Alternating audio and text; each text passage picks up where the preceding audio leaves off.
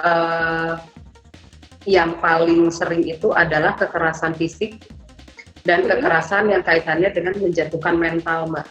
Gitu. Misal, uh, nah gini. Tapi yang kita juga perlu perhatikan adalah apakah orang ini memang tidak menyadari bahwa dia menjatuhkan mental kita atau bagaimana. Jadi balik lagi, kita tidak bisa langsung menyampaikan bahwa kita tidak bisa langsung menjudge bahwa ketika dia melakukan keburukan itu sekali, maka dia itu adalah orang yang abusive. Nggak bisa kayak gitu. Tapi yang perlu kita perhatikan adalah kalau kekerasan fisik itu jelas ya, kita salah nggak salah ya dipukul, ditendang gitu ya, dan lain-lain lah.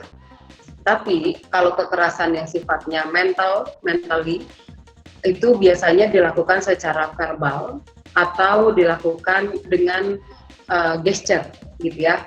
Contohnya seperti ini. Misal kita udah capek banget ngurus rumah seharian, anak rewel misalnya ya, terus rumah berantakan. Ya memang nggak sempet aja karena anak-anak masih kecil dan lain-lain sebagainya.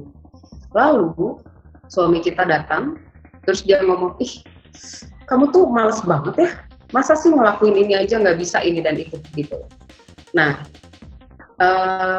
kalau kita sudah coba menyampaikan bahwa ini memang sedang tidak sanggup karena sedang dalam kondisi A, kondisi B, kondisi C, lalu dia tetap melakukan hal yang sama, maka itu sudah termasuk ke dalam kekerasan secara verbal.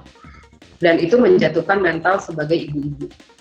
Gitu. Nah, atau misalnya ketika yang dimaksud dengan kejahatan verbal juga adalah ketika kita sedang mengungkapkan apa yang kita rasakan, kesulitan-kesulitan dan lain-lain sebagainya, lalu dia meremehkan, bahkan tidak bahkan nggak ngelihat kita sama sekali, itu berhati-hatilah gitu ya, waspada.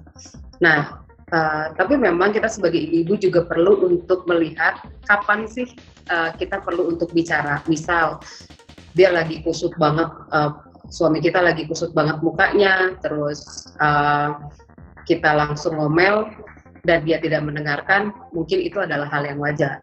Tapi ketika misalnya minggu pagi gitu ya, dia sedang tidak sibuk, terus kita sedang bicara, dan dia selalu melakukan atau mengabaikan kita, nah itu kita perlu waspada, seperti itu.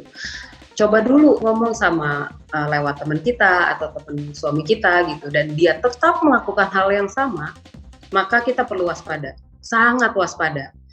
Karena omongan kita aja udah nggak didengar, omongan temennya udah nggak didengar, lalu apalagi gitu.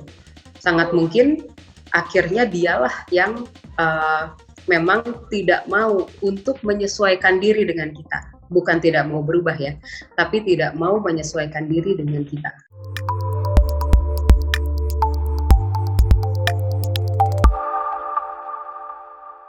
Jangan lupa like, subscribe, dan share ya!